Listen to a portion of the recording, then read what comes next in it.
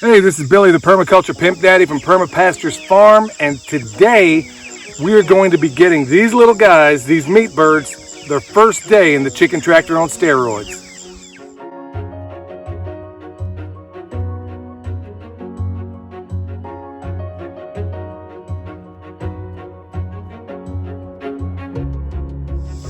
Okay, these guys for the last week have been in this, we'll call it a temporary structure. And all it is a long poultry net that's been doubled on itself. Now, ideally in the past, if I've had some small gauge snow fence, it's worked. We'd usually use that in addition to this, but I can't find any with the right dimensions I need. So what we've done, and what we've been doing really for quite a while, we went back to the old method where we just double the fence and keep them in a very small footprint. Because if you don't, these guys will find their way out of it despite the fact that this thing is charged. Now, up until this point, we've used the solar charger. And today, we're going to make that transition because, remember, with permaculture, everything we try to keep in as close a proximity as possible to where they can mutually benefit one another. Now, what you see right behind me are the bees, and it has that electrified bear net around it. So all we're going to do is, with the tethering system we've invented a long time ago, we're just going to tether these guys. We're going to get rid of the solar thing altogether and tether these guys directly to the bear fence, which is a benefit to us because it's only, as the crow flies, maybe 30 feet at the most. But as this thing chicken tractors through the landscape, it's going to move at a much, much slower pace than any other chicken tractor. And you'll see why as the thing unfolds. Now, as we get closer and as we do this, we're going to take some of the previous, now the chicken tractor on steroids for meat that we did before with the 40 birds we've had in the past was right alongside this area here. These guys are going to go almost parallel to it. But the cool thing about it is what's left of their compost in those last systems, we're going to use it as a starter, as a helper for the new compost piles that we're going to make over here. So all that awesome microbial activity that's happening in there can get a jump start on the stuff that's going to be happening over here. And because we do everything as best we can in accordance with the principles of permaculture, our zones are such that we can take the finished compost and put it directly into the syntropic garden we have just literally steps away. So we can take the compost, either use it there, put it in a wheelbarrow, and push it downhill and maybe put it around these trees. But we're going to be doing some different things as we unfold in this thing. It's not necessarily all going to be compost because what we need is fortified mulch. And we'll explain all that as we go along because this is our second iteration doing things that, to my knowledge, has never been done before. So that's why it's so exciting, but also exciting that in these times where we have tropical storms bearing down on us, we had a massive storm go through the Midwest, wiped out most of the corn crop up there in Iowa and Nebraska.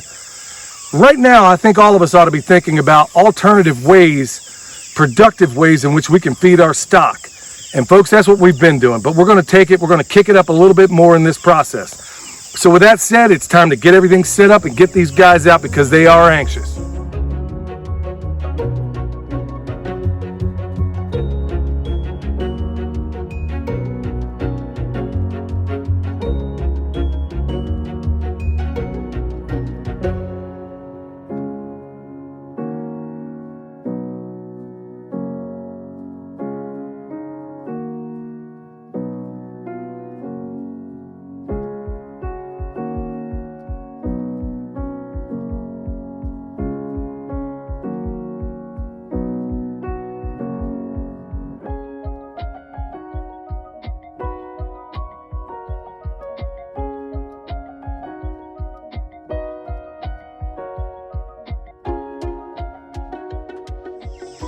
Okay, so we got these guys, we got the net fanned out, we got everything going, and we got our compost cage that we made a while back.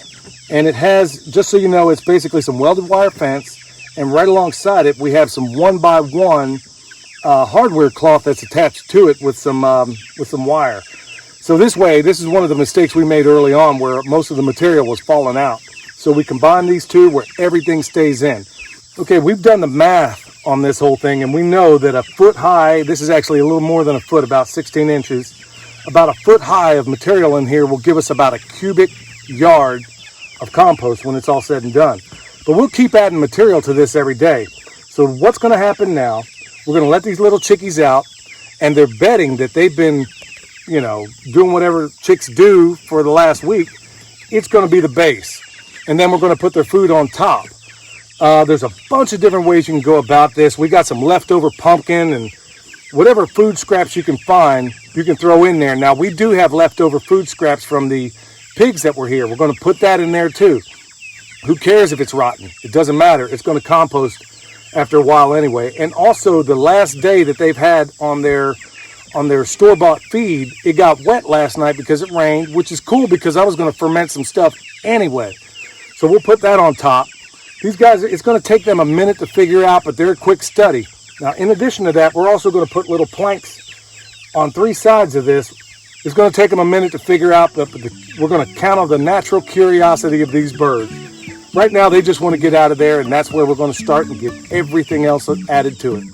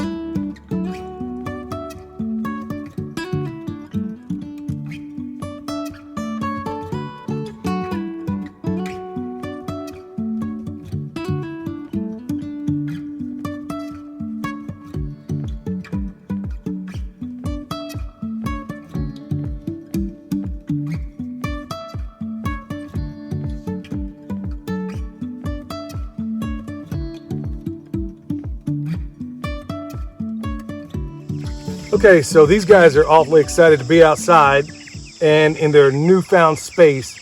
So they're not yet interested in what we have in here, but let's just talk about what it is. So of course we have their bedding. We have a bunch of scraps that we pulled out of the garden. That's going to be your nitrogen. Of course, the bedding is exclusively carbon.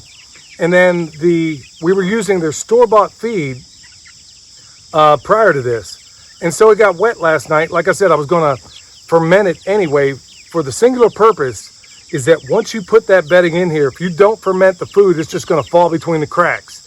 So we're going to gently make that transition this first week of giving them a combination of food scraps along with some of their store-bought feed. And every single time from here on out until next Sunday, we'll lessen the amount of it, but we'll make sure, absolutely sure, that we ferment it and kind of leave it into a little pile there.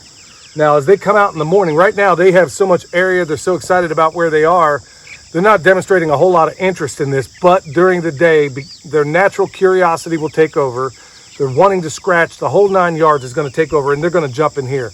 So we got everything from apple peels, green beans that are left over that Michelle snapped already, the leaves. It doesn't matter. All your garden scraps and everything you could put right here in this. Even a bunch of moldy bread, that even made its way in here. All the things that didn't get fed to the pigs, who cares? It's going to be compost. It's going to be wonderful. It's going to go back into the earth. So at this point, the only thing left to do, make sure their water's good.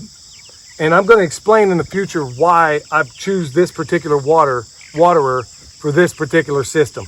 But as the weather gets colder, that part will unfold. So we'll give you updates. We'll keep it going. We'll give you updates. We'll let you know how everything's going. But until next time, this is Billy, the Permaculture Pimp Daddy, where PIMP stands for Permaculture is my passion. Because it really is. We'll see you next time.